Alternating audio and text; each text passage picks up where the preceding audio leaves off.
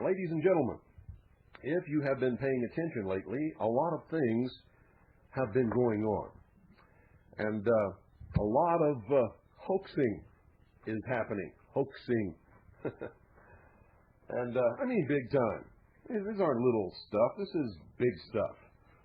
There were messages flying around on the internet claiming that Galaxy 5 was going to be tripped off the line on purpose to collect insurance.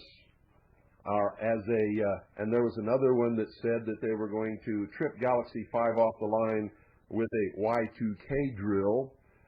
And then they were going to blame all this on the Leonid meteor shower. And, of course, Richard Hoaxland was repeating all of this crap on the Art Bell Deception show for repeatedly, over and over and over again. And some of this stuff is absolutely incredible. There was purported to be an extraterrestrial signal coming from EQ Pegasi, which is the constellation of Pegasus.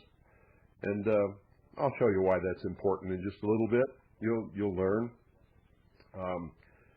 It's hard to make people understand all this symbolic gobbledygook that tends to build you toward millennium fever. So that if you're convinced that everything that's happening is being brought about through the fulfillment of the book of Revelations or the prophecies of Nostradamus or Joseph Smith or anybody else that you want to name, I don't care. There's 50 million people out there who have made prophecies over the thousands of years of the existence of the human race. And the goal of all of these things is to convince you that prophecy is being fulfilled so that you will not oppose or resist whatever happens in the bringing about of the one world totalitarian socialist government.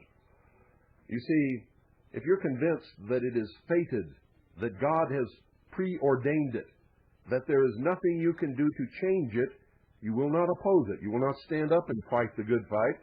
Instead, you will cower and wait for the tribulation or the terrible plagues or the machinations of the Antichrist or whatever it is that you've been taught to believe, and you will not oppose it. And you will believe that if you can just survive a period of 3.5 to 7 years, depending upon who you're listening to or how you interpret the Bible or the predictions of Nostradamus or Joseph Smith or the Indian tribal elders or whoever it is that you're listening to,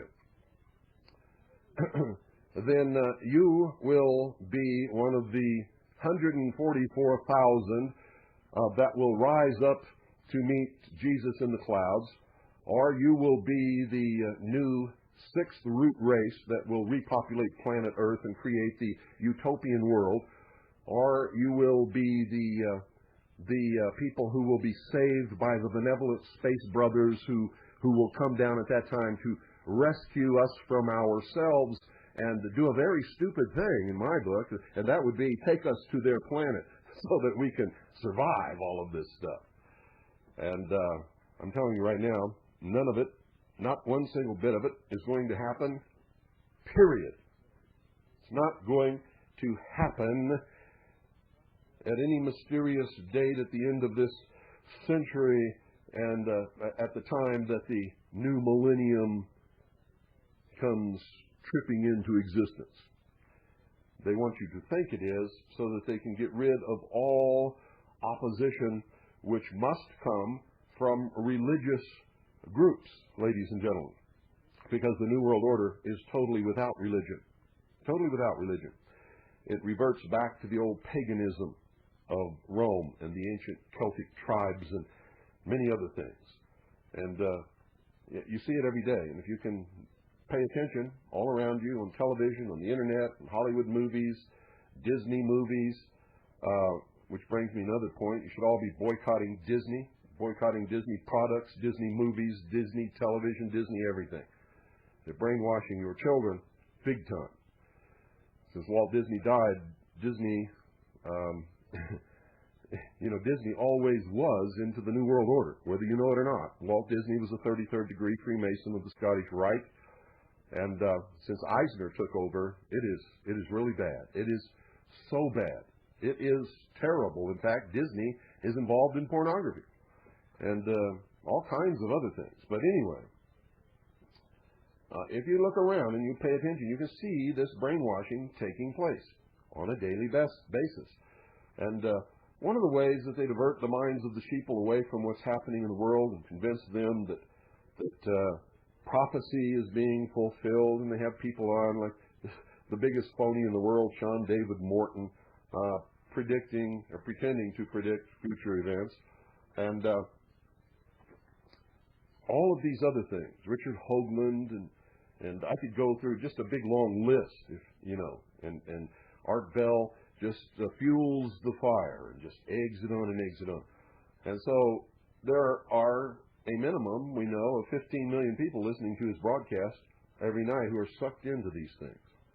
I mean, literally sucked into it. And they cannot live a day.